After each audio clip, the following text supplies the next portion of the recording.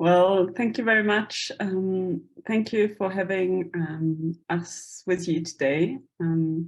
I've been able to join like about an hour ago, and it was really, really interesting to listen to all the different inputs from everyone there online. And we hope to be able to contribute somehow to the discussions and debates as well.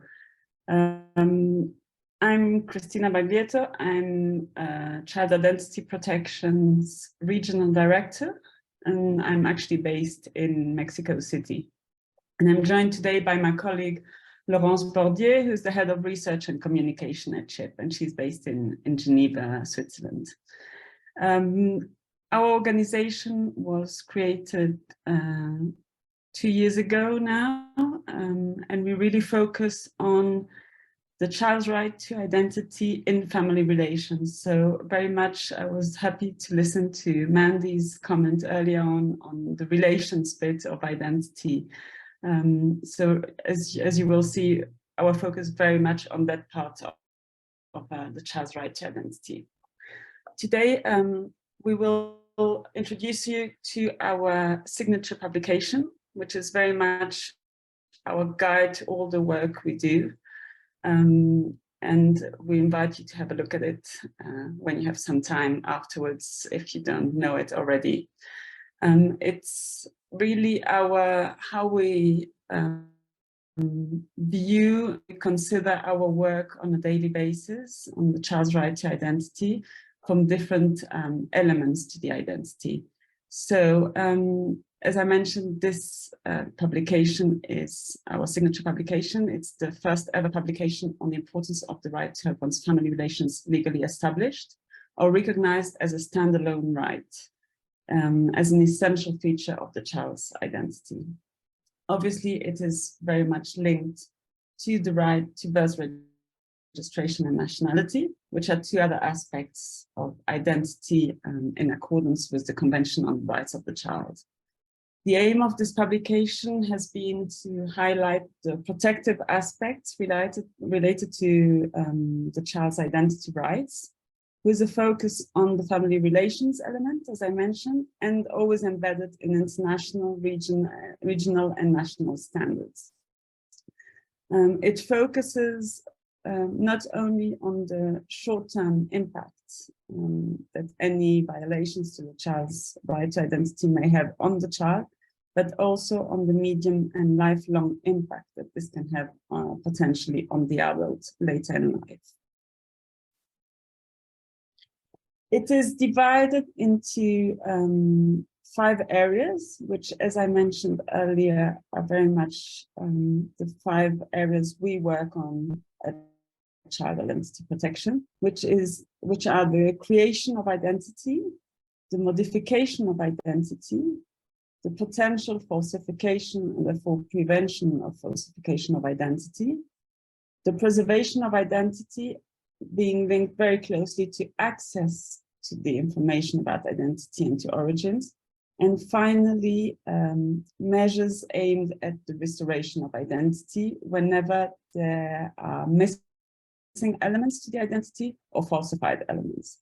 All our work is based on the Convention on the Rights of the Child, in particular Articles 7 and 8, which are the ones that focus on identity, and which are also obviously reflected in some regional standards and in national laws. So we work very closely with these provisions. I will now leave my colleague Laurence to focus on the first part, which is the creation of identity, and I will see you in a few minutes again. Good afternoon. Thank you for having us. As Christina said, I've been working with her for many years with a focus now on the creation of identity. The right of the child to an identity begins with the right to have all the elements of identity inscribed in an official document, as you know, birth registrations. And there are practical obstacles to the creation of an identity. There may be lack or limited resources in an investment in CRVS systems. There may be gender and other discrimination. Sometimes there are economic costs of registrations and certification and geographical obstacles. In some countries, the lack of information to parents is also an element which can prevent birth registration. Our publications show promises practices, and there are opportunities for the creation of an identity, such as the twinning with the health, educational, and social sectors, and stronger CRVS systems. There are situations which link to a lack of identity at birth, such as abandonment. For example, the practice of baby boxes, which exist in Europe, in Switzerland, in the US, and the practice of naissance sous X, anonymous birth in France, create situations where the identity of the child at birth is not, doesn't exist.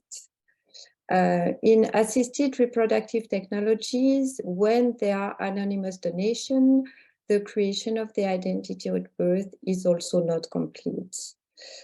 There are also emergency situations such as conflicts, natural disasters, and migration, which prevent the creation of a child's identity. Our publication identified key points for building identity protection when the child's identity is created. There should be legislation, policies and practices which would promote the registration of all the relevant elements. Families at risk should be supported in order to prevent abandonment of children. There should be confidential hospital birth. I will explain them a bit later, which are an alternative to baby boxes. There should be strong CRVS systems and inter-country coordinations, and the actors responsible for CRVS systems should be trained and equipped.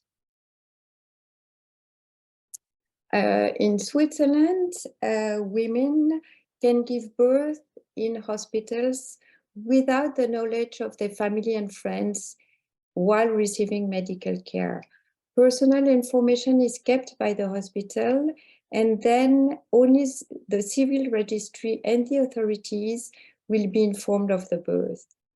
The mothers have then 6 weeks to decide whether they want to have the child adopted, and then they have a further 6 weeks to reconsider the decision. And when the child reaches the age of majority, which is 18 in Switzerland, he or she can ask about the identity of his or her biological mother. This practice has been encouraged by the Committee on the Right of the Child in its latest concluding observation to Switzerland as an alternative to baby boxes. In confidential birth, the right to know one's origin is respected, unlike in baby boxes. In 2020, there was a report in Switzerland which explained this practice of confidential birth. And this report had an impact because since 2020, things have changed, and a hospital offering this option exists now in 20 out of the 26 Swiss cantons, compared to 18 in 2020.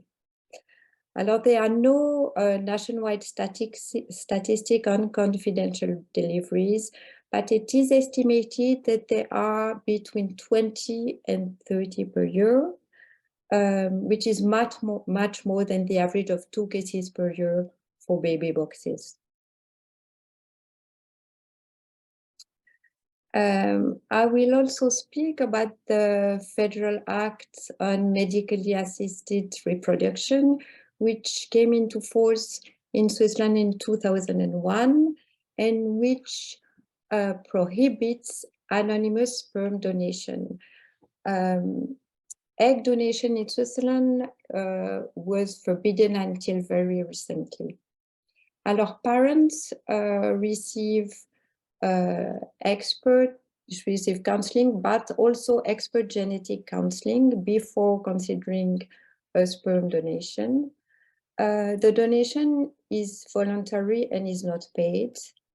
There is a maximum of 8 children per donor, and the sperm donor is anonymous to the future parents.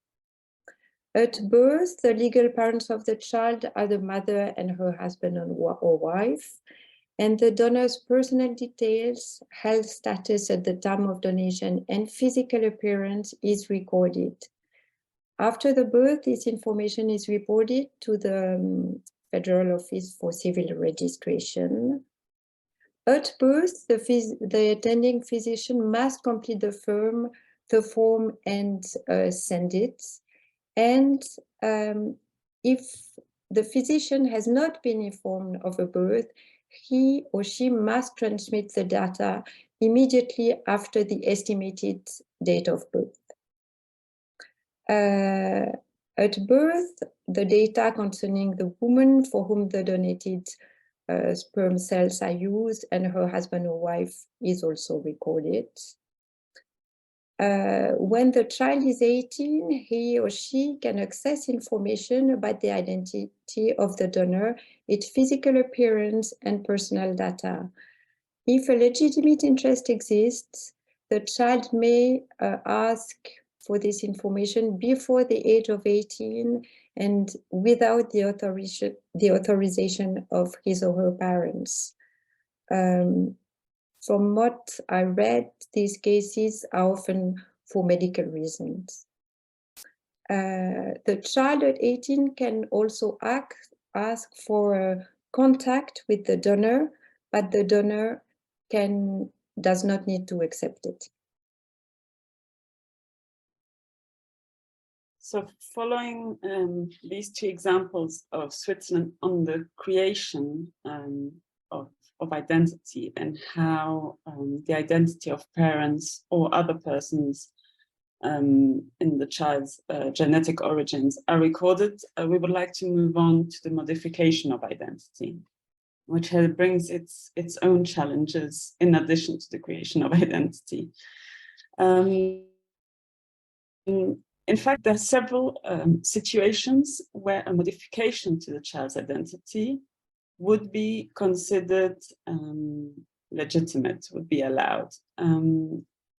It must be always in accordance with international standards, and in particular, any modification to the child's identity must be based on an assessment of the child's best interests.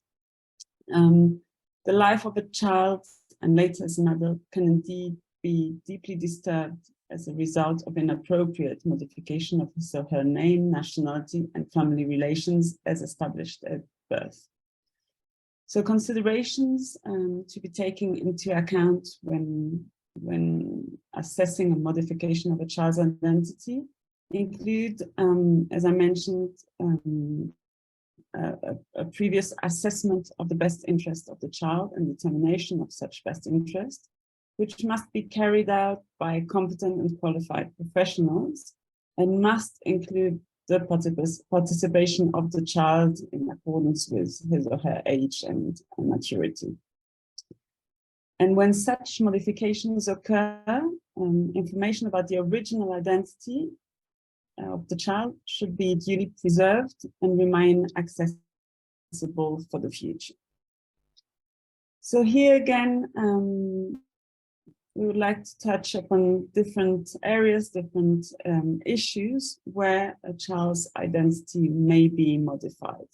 Mandy earlier on mentioned alternative care, and indeed when children are separated from the families of origin, the ties with this family and therefore their identity will be affected to varying degrees. First, there's a change in parental responsibility and legal parentage, potentially at some point, and therefore the identity and individuality of children in care may be under threat. This is, for example, an issue that we have seen in Cambodia and Bhutan, with so-called paper orphans, which are children who are in alternative care, who are not truly orphans, but their papers indicate that their parents have died.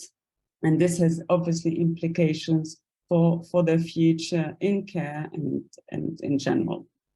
Obviously, in adoption, there are social, legal, and cultural changes made to the child's identity, and therefore any traceable family origins of the child should be kept so as to preserve his or her identity beyond the fact that the identity may be modified through the adoption.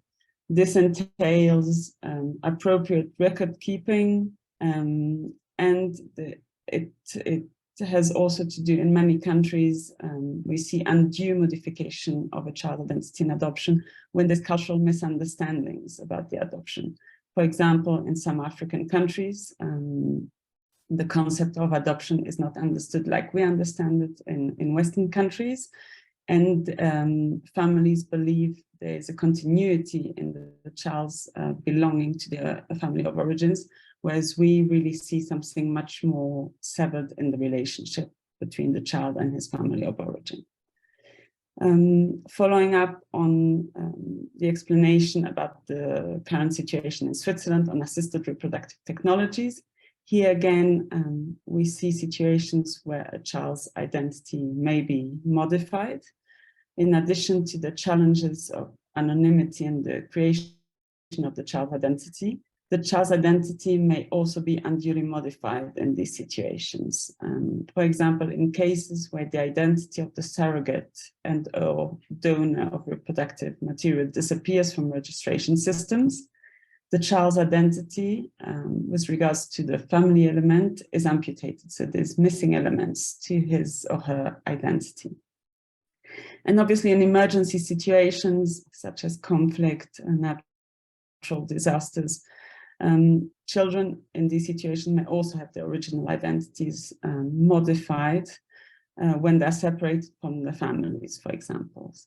Therefore, an absence of mechanisms to guarantee an immediate search for information about the family that would be able to ensure prompt contact and reunification very much affect the opportunities to preserve the child's identity. However, the initiatives at global level in this direction to try and prevent any undue modification of the child's identity in emergency situations. These include, for example, the guidelines of the United Nations High Commissioner for Refugees on best interest assessment and best interest determination, which includes the element of identity in these guidelines. And there's also an initiative by the International Commission on Civil Status, which has a legal instrument which promotes the recognition of birth certificates between countries. So these are two initiatives that go in this direction to ensure the prevention of any undue modification. Here again, our publication calls for some key points for building identity protections when the child's identity may be modified. As mentioned earlier, first, a mandatory best interest assessment and determination to ensure that any modification of a child's identity is indeed in his or her best interest. That children should always have access to independent legal representation and access to an appeal and complaints mechanism in relation to any modification of their identity. That CRVS systems allow for the preservation of of changes in identity and openness in relationships. And finally, that immediate efforts are in place to trace and ensure contact between the child and the family. The next part is somehow linked to modification, because when we see undue modification of a child's identity, it is usually very often linked to falsification of identity. In fact, there's a number of situations where illicit practices in various countries in the world may be equally present in the process of creating and or modifying the child's identity. This can lead to the falsification of a child's identity, and in some cases result in fact in the sale of the child, including the sale of his or her identity. When I go through the examples on the next slide, you will see how this link becomes very much visible. Unfortunately, illicit practices are generally difficult to detect, and there's corruption usually very close to these situations. And it is therefore necessary that there are strong regulatory mechanisms to ensure the correctness of information generated at the source, and as well as investment in stronger civil registration and vital statistics systems. Some of the situations in which such falsification may occur are traditional harmful practices, so child marriage. In those countries where child marriage is still allowed, we see girls changing from one family of origins to a new family, often with relationships severed due to their early marriage. We also see falsifications in context where priority is given to certain interest. For example, an interest in erasing the biological mother's identity by simulating birth, which means that actually it might be adoptive parents going to the civil registry and registering themselves directly as the biological parents, so they're simulating the birth of the child. And this is also very much linked to a commodification of children, so when there's money involved, basically. Where have we observed falsifications of a child's identity? Well, in alternative care, there may be a potential environment here that is conducive to criminal activities and corruption and denial of the child's right to identity. When children are placed in informal settings, away from their family of origin, where they may be subject to slavery or the worst forms of child labor.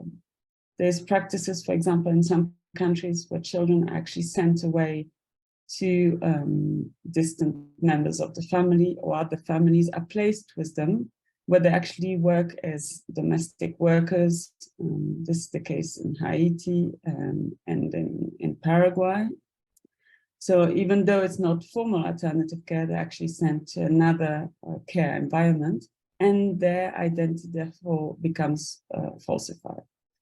In adoption, as mentioned, in those situations where there may be paper orphans, the fact that their identity and their family relations are falsified on paper leads to illegal adoptions. This has been also the case in Guatemala, where many children were actually taken away from the families by force. Their papers changed, so falsified, the birth certificates, their family origins, the circumstances of their adoption were changed and falsified, and therefore all these adoptions were based on illicit practices. In assisted reproductive technologies, we may also be faced somehow to the falsification of a child's identity, because the use of human reproductive material with identifying information is not mandatory in all countries. This creates the possibility of having paper biological children, which means children that on paper are the son or daughter of the parents registering them, and therefore omitting any information on other genetic origins. Information about any gametes used and the surrogate mother should therefore be included in the birth registry or other centralized repository of information. This may be linked even to the sale of children, as has been the case, for example, in Tabasco in Mexico, where the state allowed the intervention of many intermediaries, and there's the lack of information being centralized and being preserved on the child's genetic origins. And then again, we might see the falsification of a child's identity in emergency situations. For example, when children are recruited into armed groups far away from their families, they actually are asked to prove their loyalty to the new group where they are actually living, so the armed group. And they're sometimes even asked to attack or to harm their family of origins. So the identity is being changed and falsified by being called into a new group and completely severing any relationship with their family of origins. This promotes a feeling of belonging to a new group and a new family. Obviously, in emergency situations, there's also a higher risk of children being trafficked. So there as well, there's a clear falsification of the child's identity. Some of the examples of these situations of emergencies where children's identities have been modified are Colombia, Iraq, and currently Syria. However, we also call here for some key identity protections where the child's identity may be falsified, and to prevent this. And first of all is the prohibition of any falsification and sale of the child's identity. The need for civil registration and vital statistics system to have safeguarding policies against falsification. The dispensation of statutes of limitation in cases related to children, which means that if there have been falsification of a child's identity many years ago, there is no prescription on those offenses. And finally, access to justice and remedies. We will go back to this in the last part, which is on the restoration of the child's identity. The fourth element which we focus on is the preservation of a child's identity. And this is very much linked to access to origins, about one's origins. Given the importance of recording the creation, as well as any potential modification or falsification of a child's identity, it is incumbent on the state to preserve the information and ensure that this is accessible. This is clearly marked in international standards. And this is very closely linked as well to the importance of protecting a child's privacy when identifying data is collected. We have seen in many countries how child protection laws and data protection laws sometimes go hand in hand and sometimes do not. And this has an impact on the long term for access to one's origins. Recording of information about family origins raises three challenges linked to information collection, preservation, and access. Indeed, the objective of information collection is to gather and record all elements concerning the family history of the child. The goal of preservation is to guarantee that information on the origins of the child is preserved in a safe place indefinitely, so in perpetuity, so that the child may have access to it throughout his or her life, including access for potential descendants of the child. And the aim of access to information is to ensure that the child is able to acquire details about his or her family origins, and access to this information must therefore be free of any financial, geographic, or other obstacles, and should include legal and psychological support. I think this part is very much linked to the discussions that we heard earlier about what information is available and how much access is allowed to that information. Here again, we see it in different areas, in different circumstances. For example, in alternative care, the registers and the files of children should be kept by social services and residential care facilities, ensure that these are not falsified, and that these are not incomplete. So very much from the beginning of the child's protection process, all efforts should be made to ensure that children's files are as complete and as correct as possible and are regularly updated. For this, we need strong regulations and adequate supervision. At global level, there's a mechanism called Primero, which supports child protection case management. So this initiative incorporates the element of identity. In adoption, access to family origins of the child is a key element of any adoption process, including for those who have reached adulthood. And we've heard this earlier on, and we hear it very often, how important it is for adoptees to be able to access their family origins. However, we still see, even though in many laws, access to origins is now set in law, there's still many obstacles to having access to such information, including because many files are partially complete or are even incorrect. So in many countries of origin in inter-country adoption, but I understand that this is also the case in many receiving countries, there is still issues and obstacles to having access to one's origins because conditions are imposed on that access. This is the case in Colombia, Chile, Quebec, and Guatemala, which have made considerable efforts to overcome these issues and now have specific programs in place to support adoptees to have access to their origins, to their files, even though they know that files from many years ago may not be complete or may not be correct. So they have mechanisms in place to search for any information that could be made available.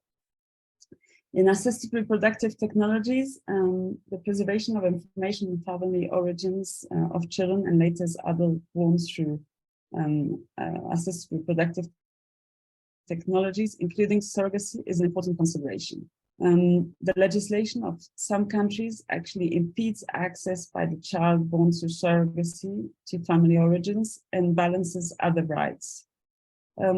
However, there's the example of a recent new law on bioethics in France, which has taken steps forward to allowing children born through assisted reproductive technologies to have access to information about donors and the genetic origins, with still some conditions in place and really accessible for recent situations of assisted reproductive technologies rather than older cases.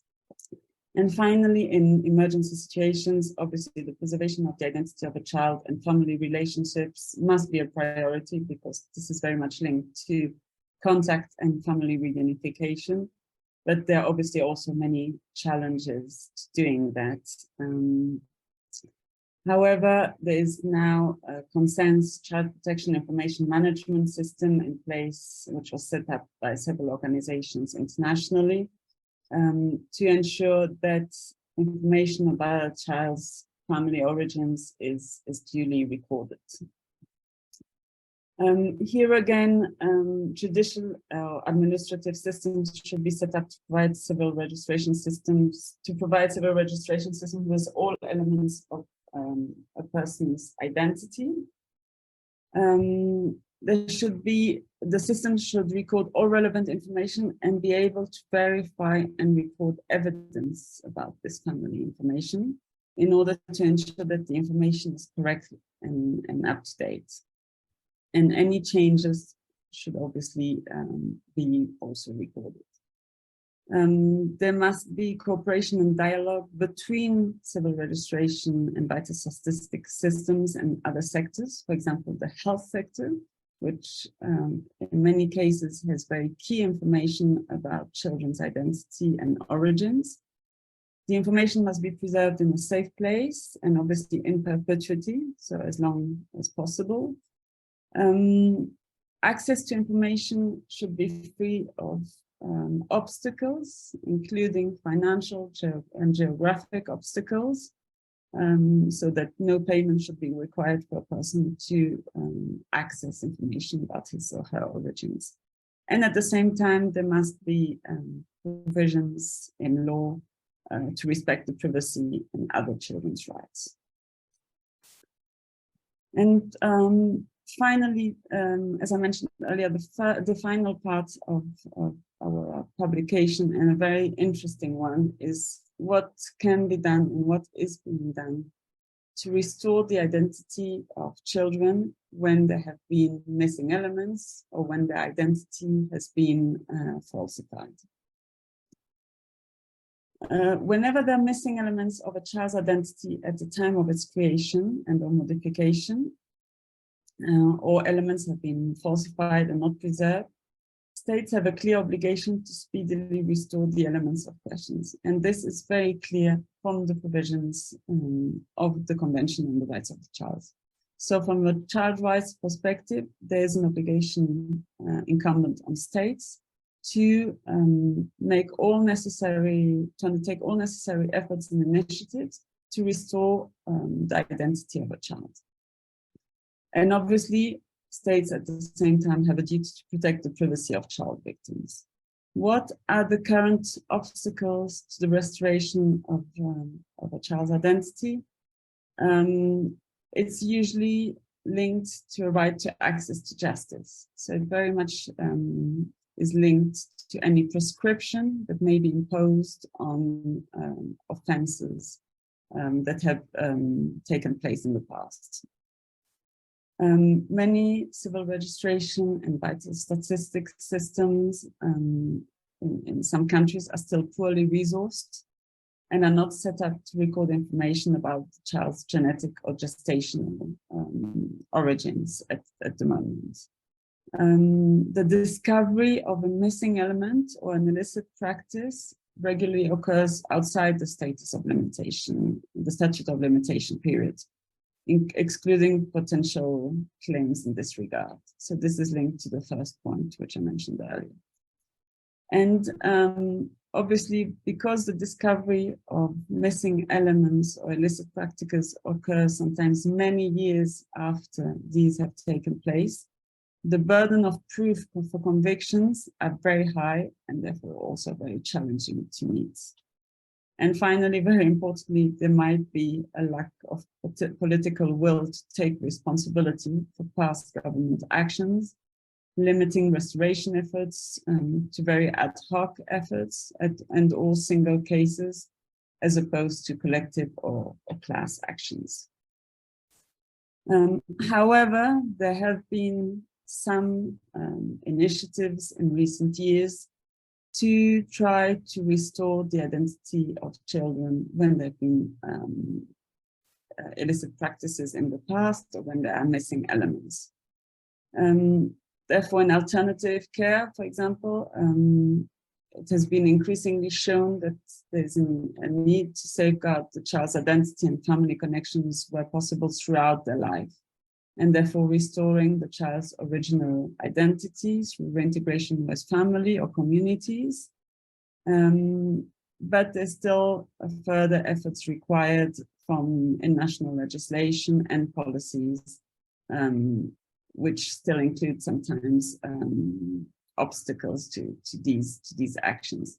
Some of the promising practices in Canada and Australia, where the governments, the countries have accepted, recognized their practices in the past, the unethical practices in the past, for example, in relation to Indigenous and First Nations children who were separated from their families collectively and placed in residential homes and residential facilities to to distance them from the communities and families of origin. In adoption, as an increasing number of adoptees are seeking information about their origins and in many cases discover also illicit or at least unethical practices, statutes of limitations may here again represent an obstacle for the restoration of these persons' identity. However, here again, we have some promising practices that move forward in this regard and promote a restoration of the identity of adoptees. The Inter-American Human Rights Court issued a decision, a judgment a few years ago in relation to Guatemala, to two brothers who were forcibly adopted into the United States, and actually recognized that the identity had been affected and recommended to the state to establish mechanisms and measures to restore their identity, including giving them nationality of the country again and other contact with their family of origin. There are also currently collective lawsuits in Chile, where illicit practices, unethical practices were taking place, in particular during the dictatorship. So there's now thousands of cases moving forward through the judicial systems to have illegal adoptions recognized in the country. In Argentina, the work of the creation and the work of the National Commission for the Right to Identity clearly reflects efforts in the country to recognize past practices relating to forced adoptions by families close to the dictatorship of children who were part of the opposition families. And then we have a number of inquiries and commissions having been launched in recent years in Belgium, Netherlands, Switzerland, and France in relation to their practices of illegal adoptions or their knowledge of practices of illegal adoptions where their nationals were adopting. So in the countries of origins, but having full knowledge of these illegal practices, these countries decided to continue undertaking adoptions. And then there's some programs specifically now set up for searches for origins, for example, in Colombia, also recognizing the need to support adoptees in the process of accessing their origins and restoring their identity. In relation to assisted reproductive technologies, there have been initiatives requesting the lifting of anonymity clauses. For example, the law I mentioned earlier about bioethics in France, and obviously other practices. And then finally, in emergency situations, there's also a need to have more mechanisms in place to ensure that children have access to potential family contact and reunification. And for this, we need to have tracing services in place. There's one which has been operating for a long time by the International Committee of the Red Cross, and other such mechanisms are necessary to restore the children's identity in emergency situations.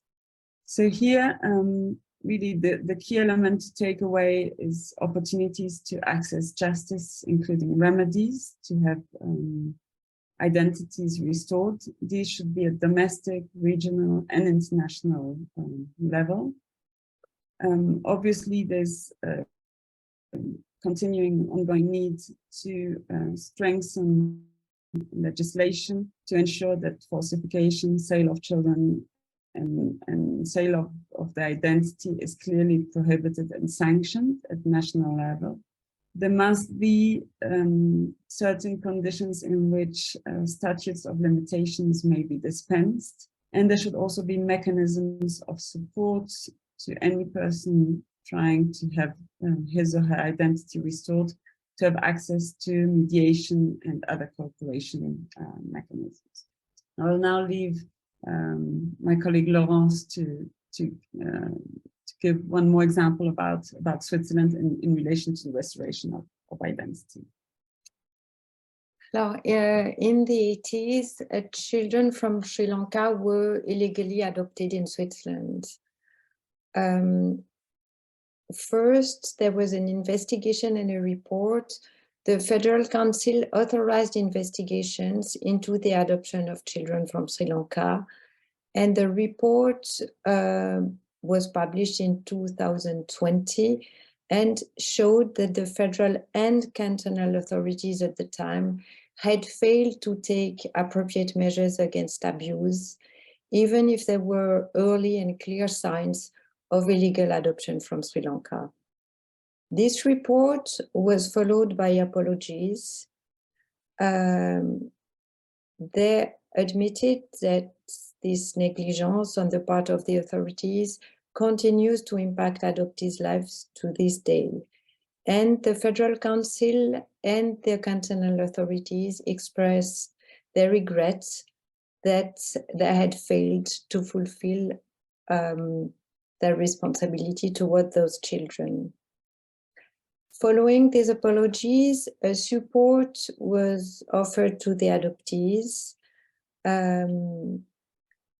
The authorities declared their willingness to provide them with greater support in the search for their birth families. This support was followed by further investigations. The Swiss government commissioned the Zurich University, which had written the first report, to conduct additional research into adoption from 10 other countries to establish whether there were signs of systematic irregularities. In addition, a group of experts is now studying the system in place for international adoptions in order to identify any remaining weaknesses in organization, responsibilities, or procedures.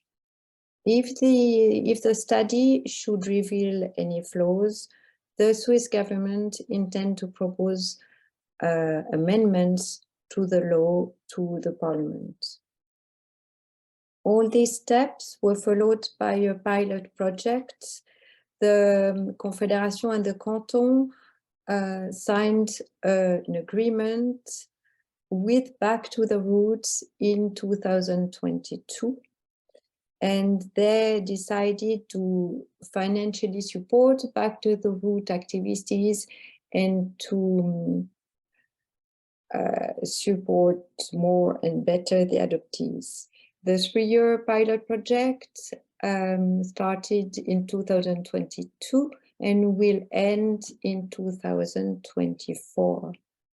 From what I read recently, only a few adoptees could find their birth parents due to destruction of birth registration acts or falsification. But the adoptees said that they felt supported and helped.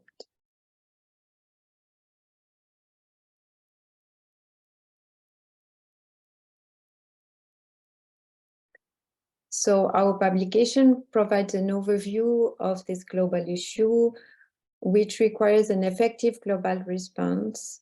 Our publication highlights law, policies, practices, and testimonies that preserve all features that contribute to a full and transparent identity, as well as the restoration of missing or falsified elements.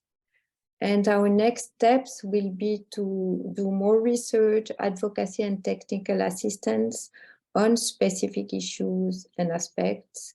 And we would like to develop regional publications to reflect issues at regional levels. Thank you.